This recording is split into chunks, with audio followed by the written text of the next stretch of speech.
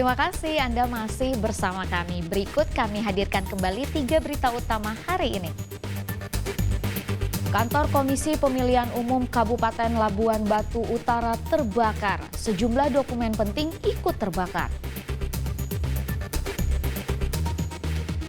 Usai temukan sejumlah kejanggalan, pembongkaran makam dilakukan tim investigasi untuk ungkap penyebab kematian Letnan 1 Laut Dr. Eko Damara. Kepala SMA Negeri 8 Medan membantah adanya sentimen pribadi terkait kasus tidak naik kelas seorang siswi.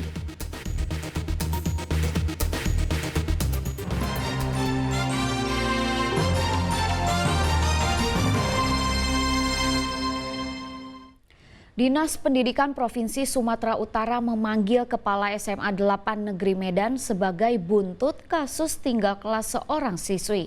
Sang anak tidak naik kelas diduga akibat sentimen pribadi, menyusul adanya laporan orang tua murid ke Polda Sumut terkait indikasi pungli oleh kepala sekolah. Pemerintah bukan sekolah swasta ini. Polemik siswi tinggal kelas karena diduga terkait laporan orang tua ke Polda Sumatera Utara menjadi perhatian serius Dinas Pendidikan Provinsi Sumatera Utara. Kasus ini mencuat menyusul kedatangan orang tua sang anak yang berinisial MSF ke sekolah yang mempertanyakan alasan guru sehingga memutuskan anaknya tinggal kelas. Dinas Pendidikan membenarkan adanya laporan orang tua siswi yang ditujukan kepada Dinas Pendidikan Inspektorat serta Polda Sumatera Utara. Laporan itu menyangkut adanya indikasi pungutan liar dengan terlapor Kepala SMA Negeri 8 Rosmaida Asina Purba. Dipanggil tanggal 11 kemarin itu pun hanya menyampaikan ke orang tua kemungkinan anaknya akan tinggal kelas. Artinya tindak lanjut yang dilakukan oleh sekolah tidak ada menginformasikan ke orang tua kalau segini absennya ke depan nanti anaknya tinggal kelas. Maka kita sampaikan kemarin karena kurangnya pembinaan itu harap itu dipertimbangkan dan ditinjau ulang. Dinas Pendidikan meminta pihak sekolah untuk meninjau ulang keputusan tinggal kelas terhadap siswi tersebut. Sebelumnya, pada Sabtu 22 Juni lalu, orang tua seorang murid mendatangi SMA Negeri 8, mempertanyakan nasib putrinya yang dinyatakan tidak naik kelas 12. Sang ayah mengklaim bahwa putrinya tergolong anak yang berprestasi, serta tidak memiliki masalah akademik maupun absensi. Tutia Lewe Lubis melaporkan dari Kota Medan. Masih soal kasus tinggal kelas murid SMA. Sementara itu Kepala SMA Negeri 8 Medan membantah bahwa seorang siswi di sekolahnya tinggal kelas karena adanya sentimen pribadi. Dinas Pendidikan Provinsi Sumatera Utara meminta sekolah untuk mengkaji ulang. Kasus seorang murid yang tinggal kelas atau tidak naik kelas karena diduga ada sentimen pribadi sang Kepala SMA Negeri 8 Medan terus berlanjut.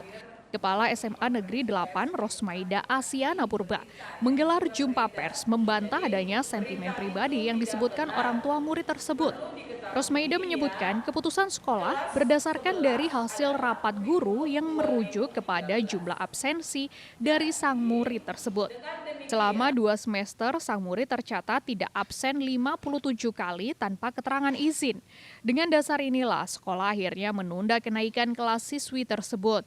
Terkait laporan dugaan penyelewengan dana, ia mengaku masih menjalani pemeriksaan polisi di Polda Sumatera Utara.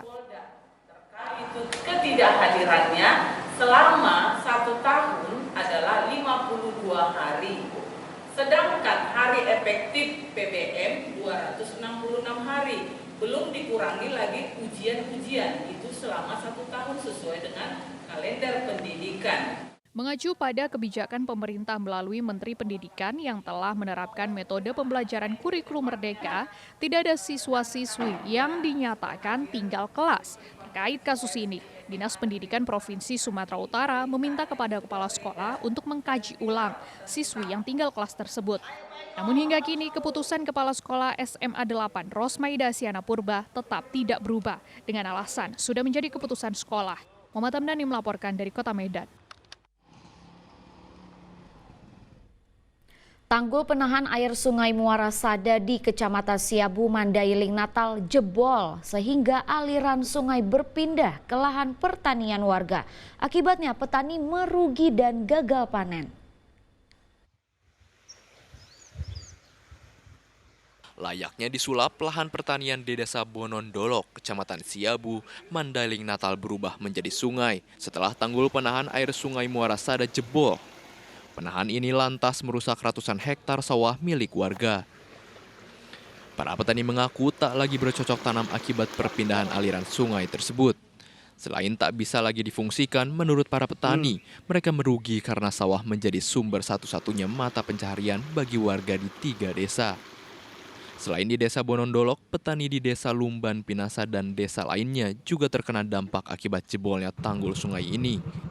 Gara-gara tanggul jebol di hulu sana, sebelah kiri kekeringan, sebelah kanan kebanjiran.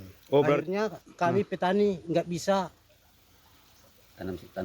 tanam turun ke sawah. Nah, kami gotong royong, musim hujan jebol lagi. Sebagai warga Bang, harapan kita apa? Harapan kami sama pemerintah, kami mohon sangat. Harapan kami diperhatikan, tahu turun berupa bantuan biar bisa kami turun ke sawah. Warga sudah mencoba mengalirkan kembali aliran sungai secara gotong royong, namun banyaknya debit air sungai yang terus mengalir sehingga tidak membuahkan hasil. Kini para petani berharap adanya perhatian dari pemerintah daerah untuk memperbaiki tanggul yang jebol di hulu sungai tersebut, agar para petani bisa kembali beraktivitas seperti biasa. Yan Asmara melaporkan dari Kabupaten Mandailing, Natal.